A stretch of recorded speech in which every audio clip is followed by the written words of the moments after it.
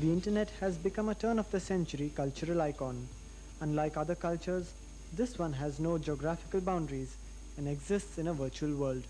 There was what we called as the Beatlemania, a lot of youngsters taking to Beatles as the pop group, and there was another cult, people taking to ABBA, and people taking to a lot of subsequently pop or rock or Western music in India. And I think youth always, at various periods of time, can be, looked at as promoting a particular kind of a cult or being a part of a particular kind of a cult. If that were to be looked at in the present scenario, I think the present scenario are actually the internet cult. The reason why my generation is so comfortable spending such long hours on the internet or on the computer for that matter is because we've grown up with a television screen, and spending so much time in front of the computer doesn't seem so uncomfortable. The youth identify with internet basically because for them it's a young medium that's just 2 or 3 years old. Maybe its history is of 30 years in the US, but for us in India, it's a very new medium. Young people are attracted to the internet because in this medium they are given the right to choose in a bigger way than in the television. The youth have allowed cyberculture to penetrate their conversations, and today they talk about websites just like they would speak about movies or music groups. For them, the internet is a tool for information, communication, and entertainment.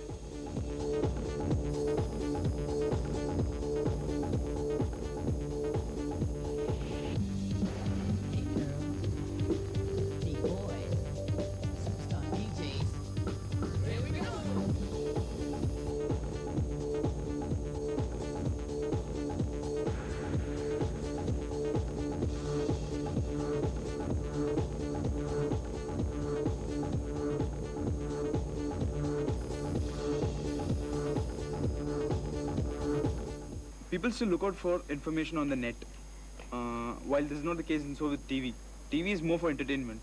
So whenever people want specific and personalized information, customized information, that is, they look out for information on the net.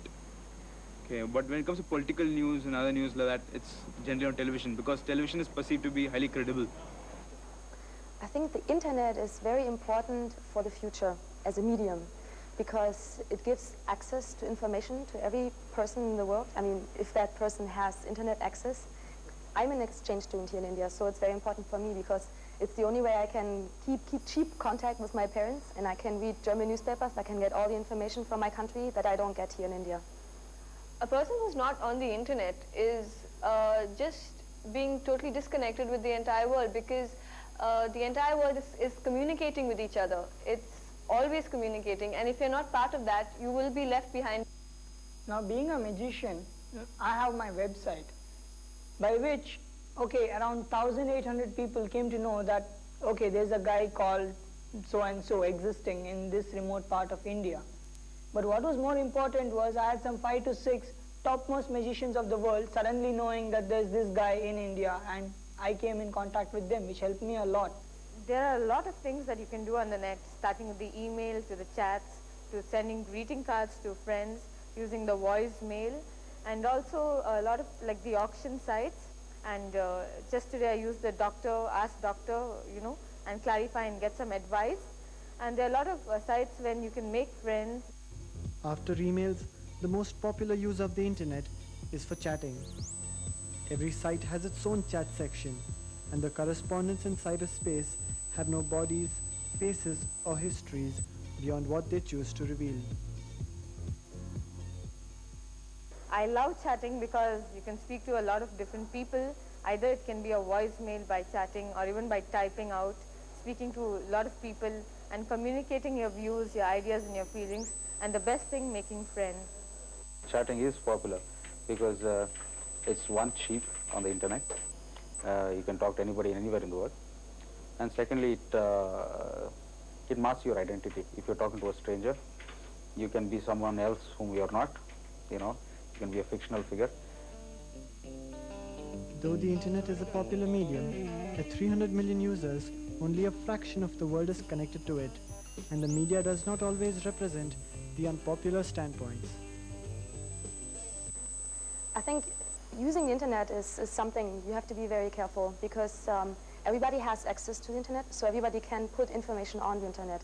But I mean, sometimes people just put on wrong information, and you cannot take everything that you read as something you can use. Internet as a medium has not come of age. Still experiments are on, and everybody is keeping his fingers crossed. When my friends ask me for my email ID, I'm like, look, I have no email ID, so if you have to communicate with me, you'll have to write to me. And they are a little surprised considering the fact that everybody has emails today and everyone's communicating through emails. Why don't I have one? But even like I have the sister who's staying in the States. When I'm communicating with her, it's only through letters. I write to her, she writes to me. That's it, no email. Hardly anybody knows who actually came up with the internet. Okay, like the inventors of the internet are like lost somewhere. It's all, got to do with what's in at that period of time. Like if chatting is in, like in India actually chatting is just entered, like probably a year or two back. Before that there are not that many people. And anyway the connections weren't there.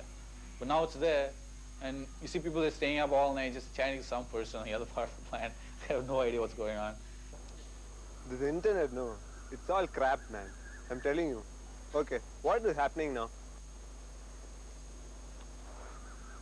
A lot of rich buggers go there and chat. Okay, you chat to your friends, man, and your relatives. Okay, you don't chat to people in some other country. Okay, and you watch porn. That's what you do. And you don't buy tomatoes on the net. Okay, come on. We are not reached that age. It's all a bunch of bullshit. How much bullshit can they feed us, man? Tell me.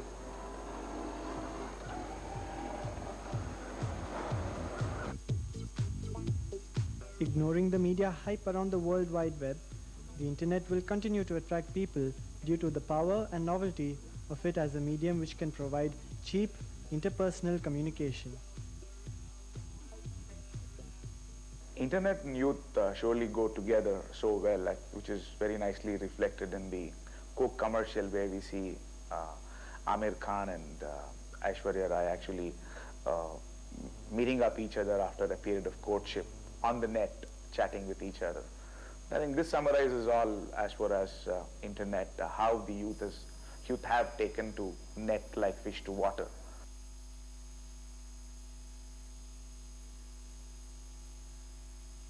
Hackers are basically, guys, they're computer freaks who believe in access to software, access to all kinds of information on the internet, on any private networks, without special privileges being granted to them. The word basically, the word stems from earlier, people who'd scribble around or play around with electronic gadgets when they wouldn't work. So it stemmed with like a small kid opening up, say, a telephone, trying to fix it. So he became a hacker for that particular instrument. So it's basically a knowledge-based thing, but it's been kind of misused now. Hackers have authored brilliant penetrative software and engaged in jamming phone lines, accessing databases, and trespassing into private computers. So far, very few hackers have been caught, but it has only exposed the vulnerability of the internet. The hackers basically don't spoil relevant data on a system. Neither do they, break in and take system information or any kinds of information off that particular person who owns the system or the network. Crackers, on the other hand, are something like hackers, but these guys, they have no morals. They want to attack people on the internet, on networks, get information, destroy the systems, leave a mark saying that they were there, and get out fast. So these kind of guys are the ones who hack into Yahoo and who do all their denial of service attacks and everything. So then these kind of guys are also the guys who make viruses and spread it amongst the internet users and network users.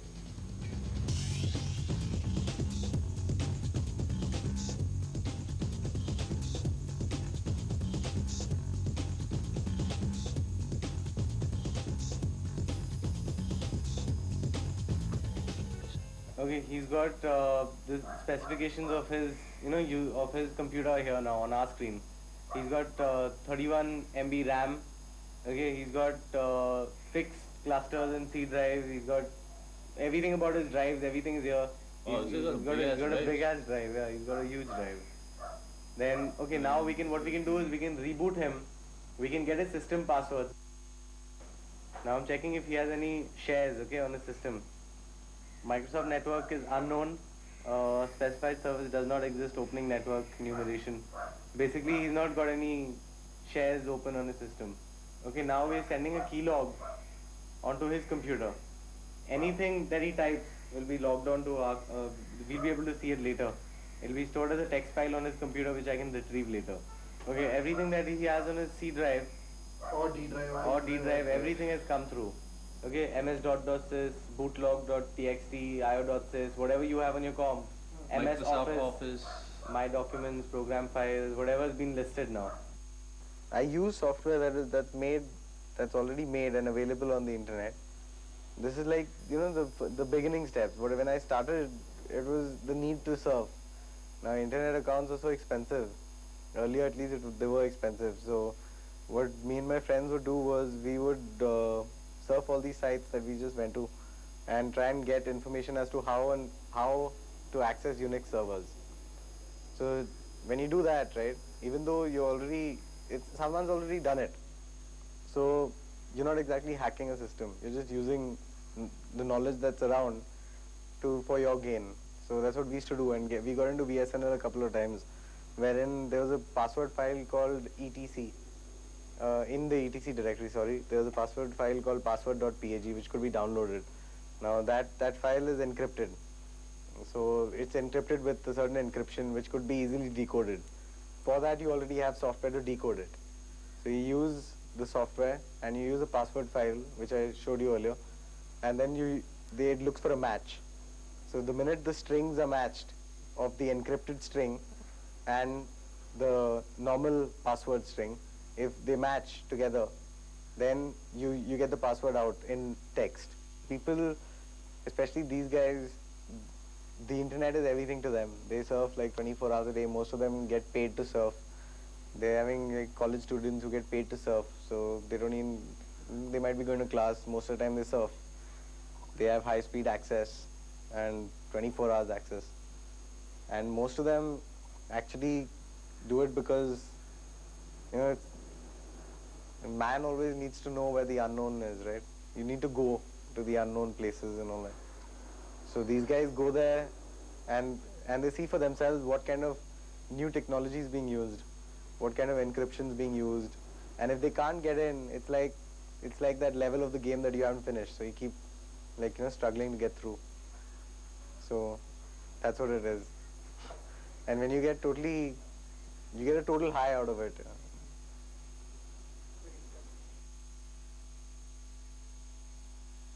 Okay, I've been playing games about, let's see, since I was in the 5th or 6th or maybe in 4th grade, I think.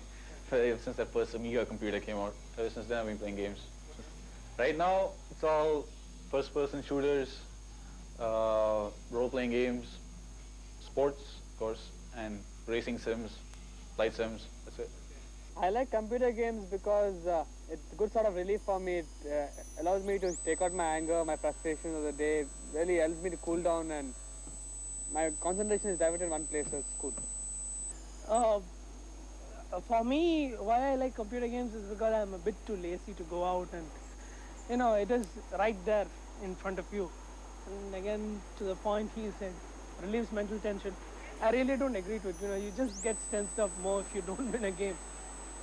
Maybe I like it because, I get to do whatever things I can without actually being there. Okay, the games that are popular today depends totally on, the preference of the person.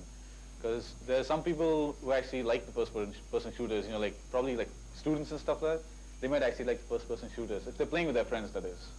They might not like it if they're playing just a game, by itself, because it's a little boring to just keep killing the same person, same thing. Whereas if you're playing with your friends, it's more fun, it's more interactive as such. And I guess if you go to the older generation, they're probably looking more for stuff like strategy, Computer games are the biggest revenue earner in America after Hollywood. Surprisingly, it beats both the software and the automobile industry. In fact, 70% of all software purchases are games. In India, game arcades are popular in the bigger cities. Psychologists say that the kind of game you enjoy playing usually reveals your personality, but there is no statistical evidence to prove the negative impact of games. The star of the Tomb Raider game series, Lara Croft, has become a cultural icon herself. The buxom cyber babe has gained cult status with a predominantly male following, and she has sold 21 million units of the game so far. Okay, Tomb Raider first came out, it was a totally different style. It was what's known as a third-person game. Okay, wherein you're not exactly looking at as from the person's perspective, but you're behind the person. Okay, as in you're behind the person, you're watching the person do the stuff. Okay, so you make her do it by looking at her from behind. You're not looking through her eyes. That's it. And it's a new style. You know, it came that time, so everybody was like, wow, you know, the graphics were good. It's a girl, she's got big breasts, you know, standard stuff which drives people, I guess. So that's all. And girls also are attracted to it because it's a girl after all. Since Mortal Kombat was released in 1993, the debate has been raised that computer games are spawning a mindset which celebrates blood and gore, and that 3D kill games are taking over our minds. These games are filled with people without heads, breathing fire, and armed gladiators beating each other to pulp.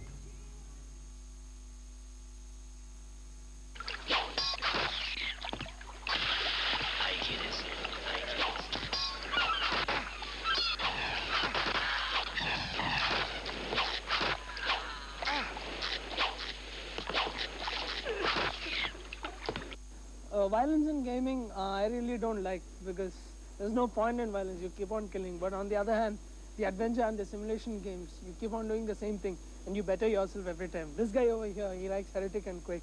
I hate those games. On the other hand, I like adventure games like Lara Croft, Tomb Raider 3. Heretic, I don't go with his idea because I like Heretic, Quake, all those games, lot of blood, gore. I mean, that's real, man. I mean, those blood, you see the way it spills on the screen, it's too good. Well, I guess you get rid of some pent-up frustration which you cannot get rid of otherwise. Apart from that, the graphics are probably the best on the market. So the gameplay is fast, it's action-packed, it's furious, and it's not one of those, slow going, okay, you gotta solve this puzzle and then you gotta move. Just go straight, just kill the guy, that's it, it's over. The internet involvement in this probably is massive because nowadays every single game is based on internet gameplay. Every game that comes out, except in India, of course, you can't play internet because we are miles out, the connections are too slow, so you can't play. But if you look at the United States over there, they have the servers running just for gameplay only. Certain games, this style of games, that's it. And you have thousands of people, literally thousands. You just play with like somebody, just imagine playing in a room with like 64 different people. That's quite a lot of thrill actually. A small little map just killing I don't know how many people you want. So it's pretty good. So you see a couch potato watching TV because he's addicted to it.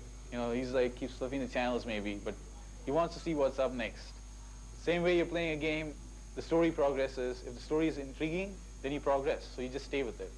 Like I've seen guys play like one game for like a year. I've seen guys playing the same game for 1 year and it just goes on and on. So it's just really addictive. You want to see what happens next. That's what's it.